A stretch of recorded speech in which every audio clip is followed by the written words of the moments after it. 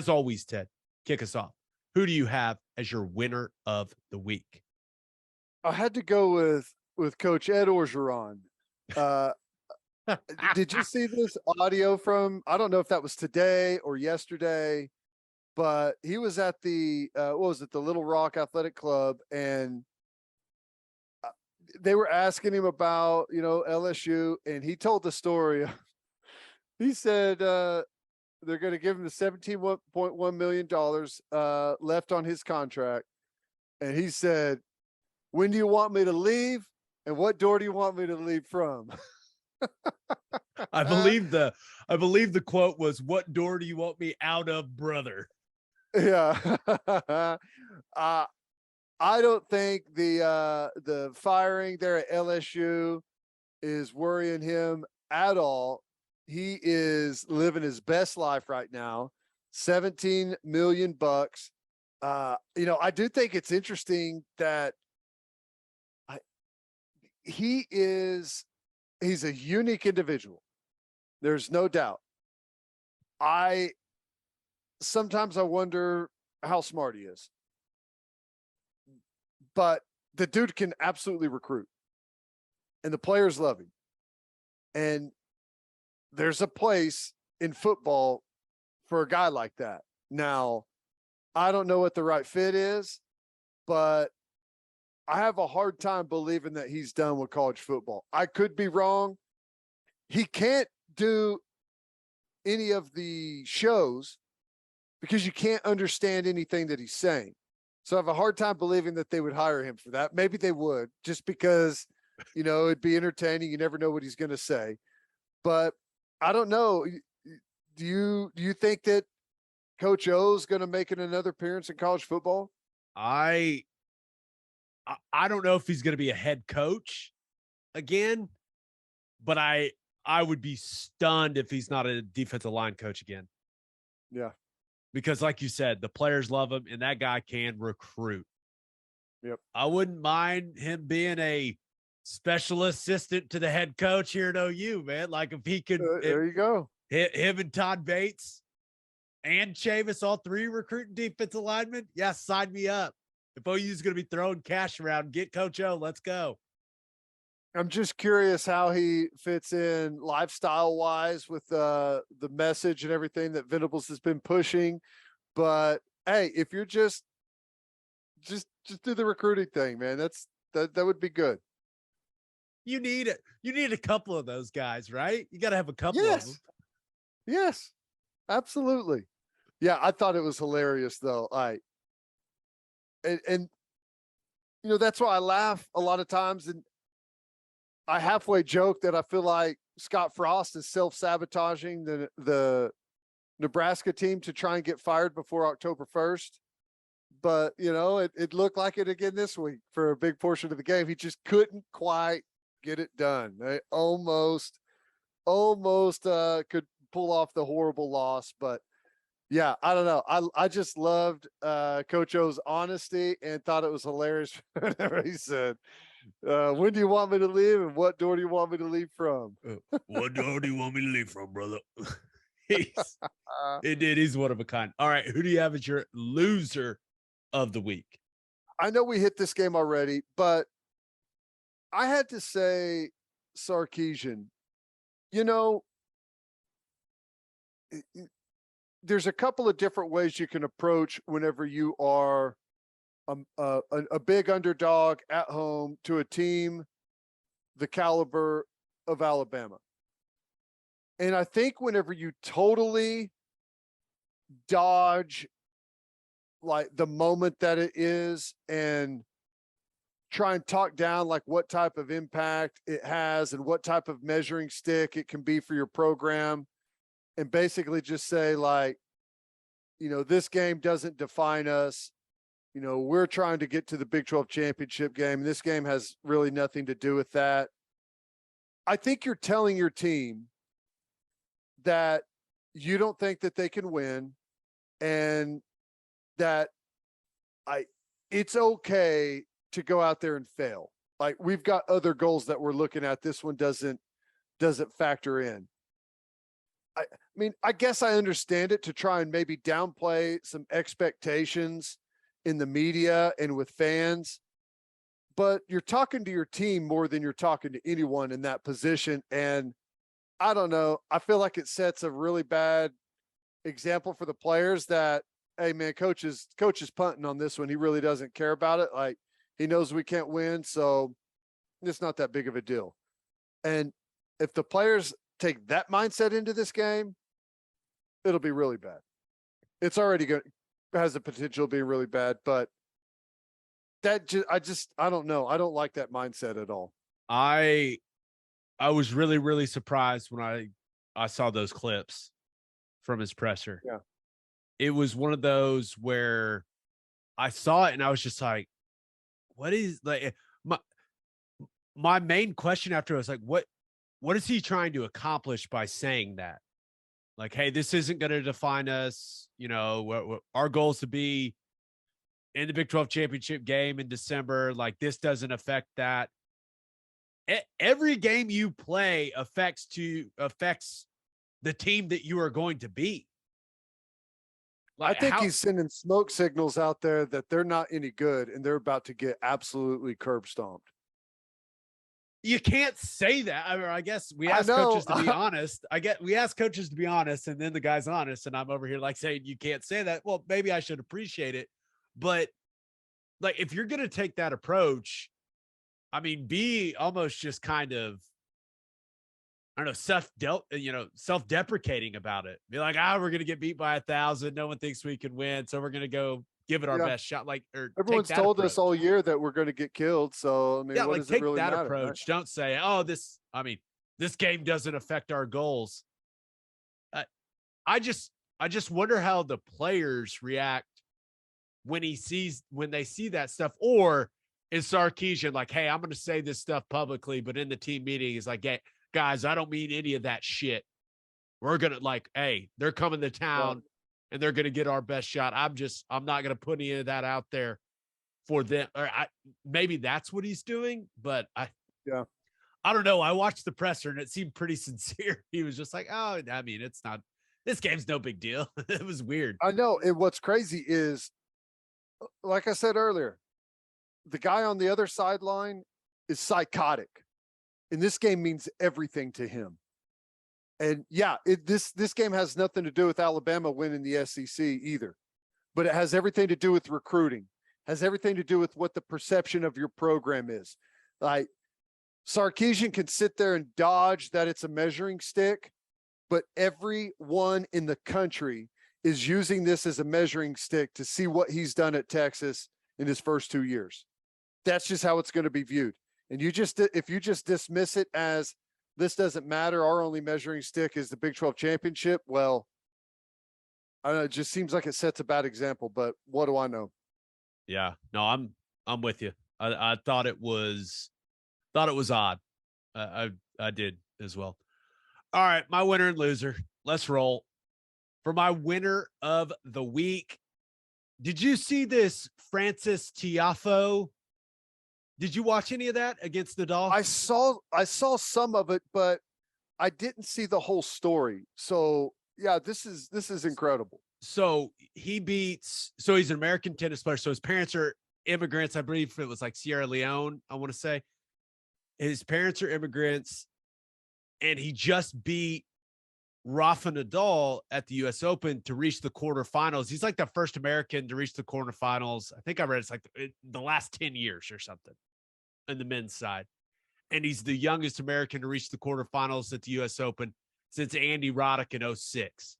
So like it's a big deal. But I read this article about Tiafoe, and it was, I mean, it's like a movie, man. Like his dad, his parents immigrate, and then his dad was the maintenance guy at Maryland's tennis center. And that's how he got his start in tennis, because he slept in a spare room there. That's where they lived. And I think I read like him and his brother shared a massage table. Like that's where they slept as kids. And that's how he got his start playing tennis. I feel like maybe I saw something on Real Sports on HBO about this a little while back. It's been like a year or two ago, or maybe a little bit more than that, but that's crazy. That's unbelievable. It's a really cool story. So now, I mean, and he's American, so it's like, yeah, this is, I know who I'm cheering for now in men's tennis. No doubt. Like, No doubt. That's Team cool. Tiafoe, let's go. Let's do it. That's But so cool. my winner of the week, I mean, this guy, he's having himself a week. Anthony Richardson. Mm. I mean, he is the talk of college football right now. He was Kirk Herbstreit's number one performing player of week one. Dane Brugler, who we've had on here, who does the NFL draft stuff for The Athletic, said he's the most interesting player / prospect in all of college football. Richardson's odds to win the Heisman went from 60-1 to 18-1 on FanDuel. Like, Florida shot all the way up to number 12 in the AP poll, and he's got another great opportunity this weekend. They've got number 20 Kentucky coming to Gainesville for a primetime matchup on Saturday night on ESPN. So, Ted, he's got another opportunity to go ball out and have the entire country talking about him again, man. I mean, this guy, he's the talk of college football right now. Yeah. And when you have big time games like this and you're under the lights and you go out there and perform against good teams, like, that's the story that people want, right? You got to have a story. And the Heisman, unfortunately, sometimes, not every time, but it can be as much about the story as it is the play on the field. And, coming from, somewhat unknown and bursting onto the scene this quick is a story a lot of people want to learn more about. So yeah, it's awesome. Now, here's what I wonder. After such a huge emotional big time win in week one against Utah, can you back it up, with a really tough, another physical football team coming to town? Yeah, it's going to be tough, right? I mean, we all know what Mark Stoops has built there at Kentucky, and there's that weird, like, suspended players thing for Kentucky coming into this game. And I saw Mark Stoops' presser this week, and it didn't sound like he had much more information on those guys. And remember, their star running back, Chris Rodriguez, is one of those suspended guys. And they had a few running backs get banged up in their opener. So that's an interesting situation for the Wildcats heading into that game. I went back and watched the Florida-Utah game again, and I am absolutely in love with what Billy Napier does with his run game. I mean, true zone, Ted, and it's basically all they ran. And I loved it. I loved it so much. And I am really interested because Kentucky has earned their reputation of being a really physical team, especially along the line of scrimmage, right? They've earned it. Like, they have built a culture of toughness. Can Florida run it all over Kentucky the way that they ran it all over Utah? I don't know. Clearly, Anthony Richardson's legs factor into that as well, but the buzz around Florida and Anthony Richardson, I mean, it's real, man, and it's only going to grow if they win this game. So, like, this is a game that if you would have asked me 2 weeks ago, hey, are you fired up about Kentucky at Florida? I would have been like, I mean, I guess, like, my boy Darlington is down on the staff there, Florida. I want him to be happy. I want them to do well. So yeah, I guess. But now it's one of these where I'm like, man, I got to watch this game. Yeah. Well, here's the thing. Florida, that was a great week one win. And I think Napier's a really good coach. He seems to have a really good way about him. How do you handle success, though? Like, if they can channel the momentum they got off of that Utah game in the right direction, well, then I think you could have something special on your hands. But if you start believing that, you're maybe a little bit better than what you actually are, and you feel like it's just going to happen. You show up and teams lay down and you win. They're going to have another thing coming. It's hard to back up emotional big time performances like they just had against Utah whenever you've got another incredibly difficult team coming to town, and there's not a whole lot of experience in those type of situations on their team right now. Yeah, but I'm still excited. But when you have a quarterback like Anthony Richardson, sometimes it don't matter. Yeah, no kidding. So I'm excited to watch that guy play again. I really am. All right, for my loser of the week, thought about going with accomplishing things on Sundays. This hasn't happened yet, but oh yeah, by the way, the NFL starts this weekend. So anything you used to get done on Sunday, Ted, it's out the window. We're gonna be on the couch watching, man. Brutal. I need like a television that's just like that could just like follow me around, that floats in the air, that I can still get some things done, but still watch some football, pay attention to a little bit of fantasy, red zone it. It's it's gonna be tough. That Cleveland Carolina game is gonna be so awesome. I can't wait for that. Off the leash. Yeah, it's gonna be great. But for my loser of the week, also thought about going with DJ Uiagalelei. Because, man, he righted the ship, right? Against Georgia Tech. Played some pretty good football in that second half. Clemson won comfortably. They covered. But Caden Klubnik got out on the field, and oh, my God, did he look good. Dude, Uiagalelei, until he had that little that flip pass whenever he's about to get sacked. Yeah. He was terrible. Yeah. Bad. A lot of those sacks were like his fault. He wasn't it was terrible. It was bad. I was like, I can't watch this happen right now. Everyone on Twitter was like, is it time to go to Klubnik? Is it time to go to Klubnik? Like, in guys that are like, former quarterbacks or, still work covering college football or pro football. I was like, damn, everyone is saying, put the young guy in. And we saw that a glimpse of it. One play changed the mindset, and he finally got he started freewheeling a little bit and was looser, but God, he was so tight, and it was bad, man. I don't know. If they get first half, DJ, they're not going to do much, man.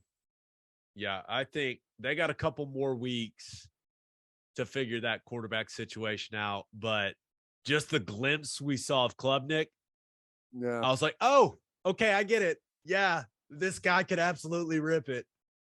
It's the same situation all over again, man, with Bryant and Trevor Lawrence. Yeah, it's going to be interesting to see how that plays out. But my loser of the week, and I know that eventually they're going to be the best program in the country, Vanderbilt football. I don't know if you saw this yet, but they've got Wake Forest this weekend, right? Solid ACC opponent. You got Mitch Griffiths at quarterback for Wake Forest, had a good performance in the opener. But then Vandy got some bad news because Wake Forest announced that star quarterback Sam Hartman has been cleared to return to play and will most likely play in this game on Saturday. It was revealed that Hartman has Paget-Schroeder syndrome. Paget-Schroeder syndrome. I don't know. I Frenched it up a little bit for you. Yeah. Which I guess it's something to do with a certain type of blood clot, right? Had the surgery, had the clot removed. All appears to be well now for Sam Hartman, which means that Vandy, instead of facing Mitch Griffiths, Vandy will be facing a guy at quarterback that accounted for 50 touchdowns last year and more than 4,500 total yards. So, oh, and by the way, if anyone missed it, Vandy played Elon last week and didn't exactly blow their doors off. They won 42-31 over, I believe it's the Elon Phoenix. Not exactly a dominant performance. But yeah, Hartman's back, which is great. I'm very happy. I was really worried when they announced that he was going to be out indefinitely, but he's back, and I'd be really surprised if he doesn't play in that game. I've never heard of Elon before. Have you ever heard of that? I have, because a radio producer at SiriusXM named Ryan Ballack is an Elon alum. Wow. Only reason I know. That's amazing. And I'm sure Vanderbilt was like, "Oh, Sam, we're so happy that you're healthy and everything's okay and you're back. This is great news, man. We're so thrilled. We were worried. We're happy." Yeah, the Vanderbilt hospital people are like, awesome. Yeah, we love medicine. This is great. Well, hey, you know what, Vandy, it's just, you're gonna have to wait a little bit longer to become the best program in the country. It's not gonna happen this week. You know what would be the most disrespectful thing? If Dave Clawson was like, we can win with Griffiths. Sam, just take the weekend off. Don't rush back, man. We'll give you a full, take the weekend off. Then you'll get a full week of practice next week, and we'll roll. Mitch can win us this game against Vanderbilt. That would be the ultimate sign of disrespect. If he just kind of said, "Oh, hey, we thought this was a great opportunity to get an extra week's rest for him and make sure everything's all good to go," like it's the bye week, like you're missing the game before the bye week, man. That's hilarious. Yeah, but poor Vanderbilt. Now, hey, we'll see how competitive that game is. Good, maybe it's more interesting than I think it'll be. But Hartman's fun to watch, man. So, in all seriousness, really excited that he's all good and that we're going to get to see him play some football this year, because if you haven't watched that guy, man, he's electric. He's fun to watch. Yep, it's I hope he goes out there and absolutely lights it up. Sorry, Vandy. Yep.